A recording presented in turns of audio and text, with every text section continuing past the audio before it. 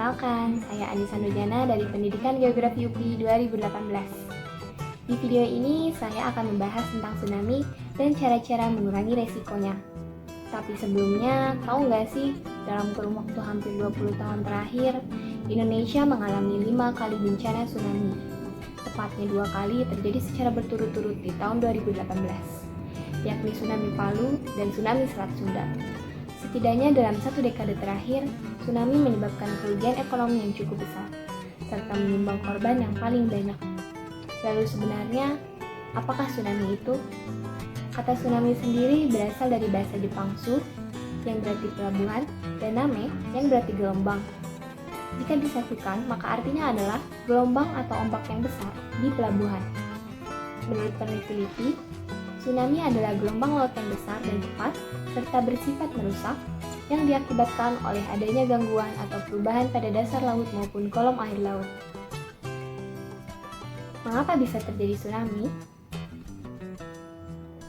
Pertama, tsunami terjadi disebabkan oleh adanya gempa bumi dengan pusat di bawah laut, diikuti dengan dislokasi atau perpindahan massa tanah atau batuan yang besar di bawah air. Gempa yang paling berpotensi menimbulkan tsunami adalah gempa yang terjadi pada zona penunjaman yang dangkal atau pada daerah pertemuan dua lempeng yang membenamkan salah satu lempeng tersebut. Namun, tidak semua gempa seperti ini menyebabkan tsunami. Biasanya, hanya gempa berkekuatan di atas 7,0 skala Richter yang memiliki potensi ini. Semakin kuat suatu gempa, maka semakin besar pula peluang tsunami yang disebabkan oleh gempa tersebut. Kedua, tsunami dapat disebabkan oleh aktivitas vulkanik, terutama dari gunung berapi yang berada di dekat atau di bawah laut. Umumnya, aktivitas vulkanik menyebabkan naik atau turunnya bibir gunung berapi, memicu tsunami yang mirip dengan tsunami gempa bumi bawah laut. Namun, dapat juga terjadi letusan besar yang menghancurkan pulau gunung berapi di tengah laut, menyebabkan air bergerak mengisi wilayah pulau tersebut dan memulai gelombang besar.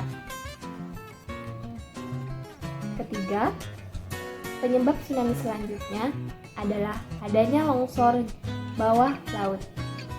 Longsor bawah laut ini terjadi karena adanya gempa di dalam laut maupun adanya sesar aktif yang kemudian memicu terjadinya longsor dan menimbulkan tsunami. Keempat, tsunami juga dapat disebabkan oleh benturan benda besar ke dalam air akibat ledakan senjata atau jatuhnya meteor ke bumi yang berpotensi menghasilkan tsunami dengan kekuatan yang besar. Apa saja tanda-tanda terjadinya tsunami? Tanda-tanda terjadinya tsunami pada umumnya di Indonesia adalah terjadinya gempa bumi besar, surutnya air laut dengan memperlihatkan dasar laut, karang, dan ikan-ikan, terdengar suara keras seperti suara kereta api atau pesawat jet. Nah, dari semua itu terdapat selang waktu antara waktu terjadinya gempa bumi sebagai sumber tsunami dengan waktu tiba tsunami di pantai. Di Indonesia, tsunami dapat terjadi dalam waktu kurang dari 40 menit setelah gempa terjadi. Gelombang air laut datang secara mendadak dan berulang dengan energi yang sangat kuat. Lalu, apa saja upaya pengurangan resiko bencana tsunami?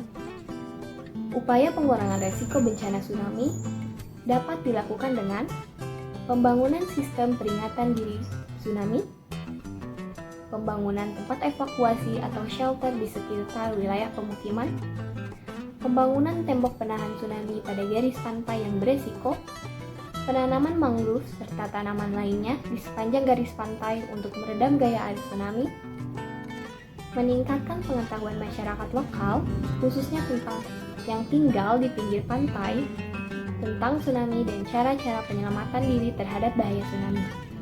Segera melapor secepat mungkin pada pihak berwenang jika melihat tanda-tanda akan terjadinya tsunami. Segera naik ke tempat yang tinggi seperti pegunungan atau gedung yang tinggi jika melihat tanda-tanda akan terjadinya tsunami.